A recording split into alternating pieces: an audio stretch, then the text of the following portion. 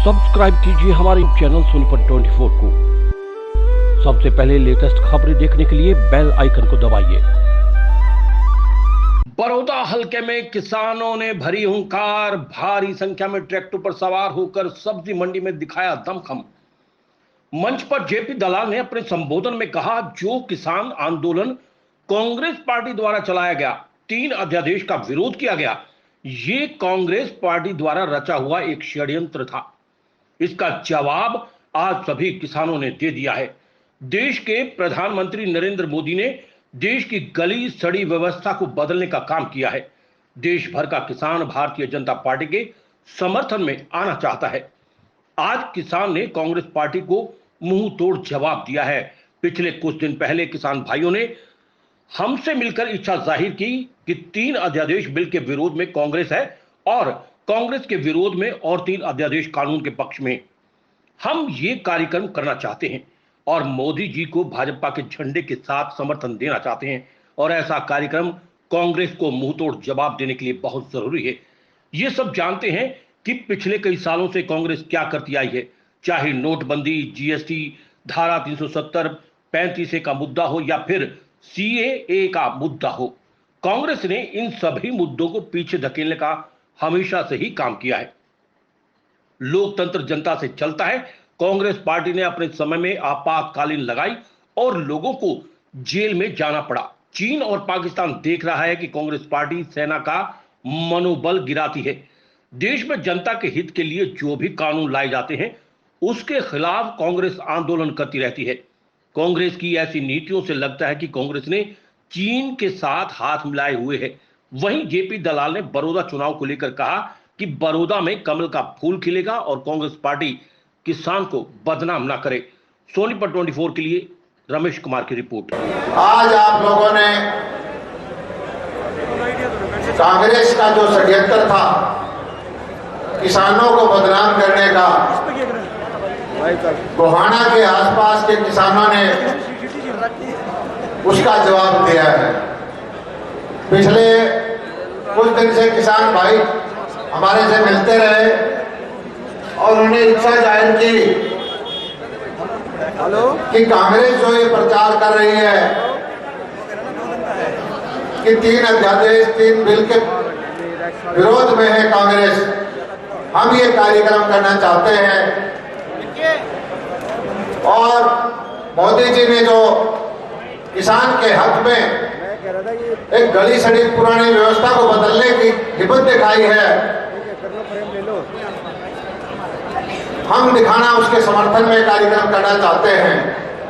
और भाजपा के झंडे के साथ मोदी जी को समर्थन देने के लिए हम आना चाहते हैं।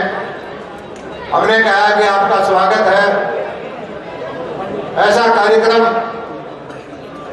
कांग्रेस को मुंह तोड़ जवाब देने के लिए बहुत जरूरी है, बहुत अच्छी बात है, शुभ बात है।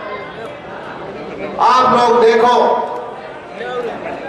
पिछले कई सालों से कांग्रेस करते क्या आई है, चाहे वो नोटबंदी का मुद्दा हो, चाहे जीएसटी का मुद्दा हो, चाहे कश्मीर के धारा 370 35A का मुद्दा हो, चाहे CAA का मुद्दा हो, या राम मंदिर निर्माण का मुद्दा हो। मोदी जी जब एक कदम आगे बढ़ाते हैं, कांग्रेस कहती है कि जनता जो है भाजपा को जवाब देगी। हालांकि जनता 2 बार लोकसभा के चुनाव में, विधानसभा के चुनाव में कांग्रेस को जवाब दे चुकी है, लेकिन कांग्रेस की मानसिकता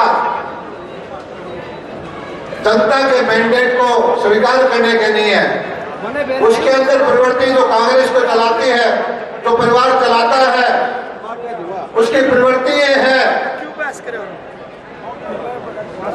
कि वो लोकतंत्र में विश्वास नहीं करते। पहले भी उन्होंने आपातकाल लगाया है, दूसरे विपक्ष के नेताओं को जेलों में डाला है, और आज जब देश सारा एकजुट है, चीन और पाकिस्तान की तरफ देश देख रहा है, उसको मुंह तोड़ जवाब देना चाहता है। और कांग्रेस के नेता सेना का मनोबल गिराने की कोशिश करते हैं, चीन की भाषा बोलते हैं। और मुझे तो ये भी पूरा शक है कि ये आंदोलन जो है कांग्रेस चलाना चाहती है किसानों के नाम पर, किसानों को बदनाम करने के लिए, इसमें कहीं न कहीं चीन का भी हाथ लगता है। चीन का भी सारा अव्यवस्था फैला के भारत के लोकतंत्र को कमजोर करने की एक चाल है। आप लोगों ने इतना जबरदस्त जो ताकत दिखाई, आप लोगों ने कांग्रेस को मुंह तोड़ जवाब दिया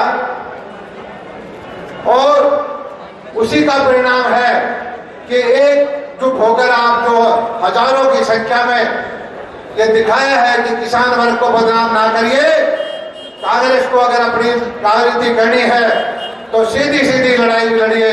और कांग्रेस को समझ में आती है कि किसानों के कंधे में रख के बंदूक चलाना ये कहीं पर भी है एक सौभाग्य नहीं देता किसान को।